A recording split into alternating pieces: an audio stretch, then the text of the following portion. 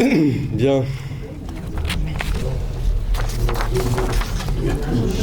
On m'a dit que vous serez gentil, c'est une première pour moi, donc... Monsieur le conseiller d'État, monsieur le conseiller national, madame le secrétaire, mesdames et messieurs les membres et sympathisants, je tiens en préambule à remercier ici madame le secrétaire Nadine Reichen qui me donne l'occasion de me présenter devant vous. Pour ceux qui ne me connaîtraient pas encore, je suis Adrien Driedematte, j'ai 40 ans, licencié S-Lettres et Droit, marié et père de 3 beaux enfants qui ont la joie et le bonheur insigne de grandir sous le soleil de notre beau Valais et dans la perspective d'une instruction publique dirigée par qui vous savez. On ne prendra pas. Et je suis enfin, par la grâce de Dieu et de notre bien-aimé comité central, le nouveau coordinateur roman de l'ASIN. Le titre est ronflant, mais je vous rassure, il n'y a pas grand-chose derrière. C'est avec une humilité mêlée de crainte que je m'approche aujourd'hui de ce pupitre à l'aube du 25e anniversaire du rejet de Léé. J'en devine qui, parmi vous, ont dû faire le coup de feu à l'époque, et je leur tire mon chapeau. Je n'avais même pas le droit de vote en ce qui me concerne en ce temps-là, mais déjà des idées bien trempées. Et je conserve un souvenir extrêmement vif de la violence de cette campagne en 1992. L'adhésion était présentée comme inévitable. Toute idée de résistance était condamnée au désespoir. Eh bien, j'ai l'honneur de me tenir aujourd'hui devant ceux qui ont su espérer contre toute espérance. Notre pays doit son existence à des générations d'hommes et de femmes tels que vous, qui, aux heures les plus sombres, au cœur des plus graves dangers, ont su croire que les confédérés pouvaient durer en tant que peuple souverain. C'était votre heure et vous étiez là. C'est toute une génération, la mienne pour commencer, celles qui viennent ensuite évidemment, qui tient à vous remercier et à vous assurer que votre travail n'était pas vain. Grâce à vous, j'ai pu goûter personnellement ce sentiment de liberté que peu de peuples européens connaissent encore.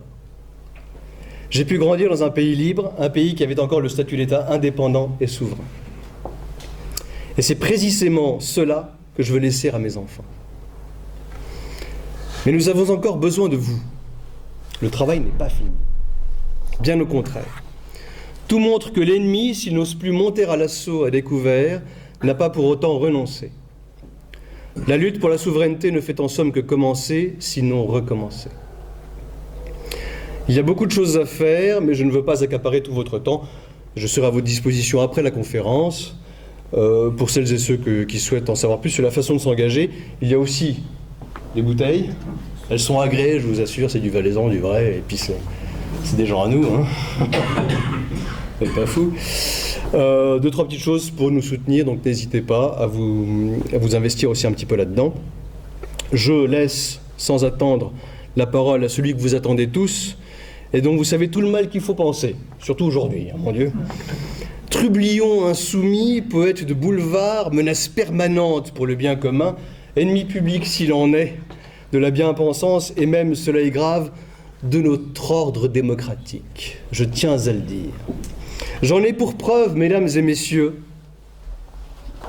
cette décision de la Diète valaisanne du 16 juin 1630, interdisant formellement à tout homme sur le territoire du canton de porter, je cite, « longue chevelure à queue ». Langue are, à la manière des sauvages d'Amérique. Américaniché, barbariché, dit le texte en allemand, et affectant des manières bizarres. Là, je crois que la définition est claire. On le défend sous peine sévère, continue le texte.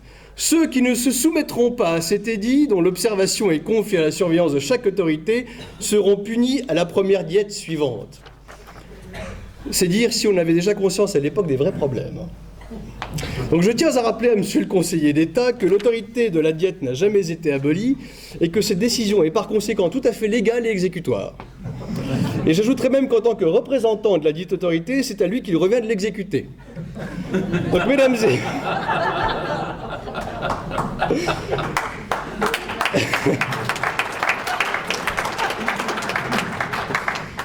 Donc, mesdames et messieurs, je laisse donc la parole à monsieur Oscar Frasinger qui va procéder sans attendre au coupé du ruban.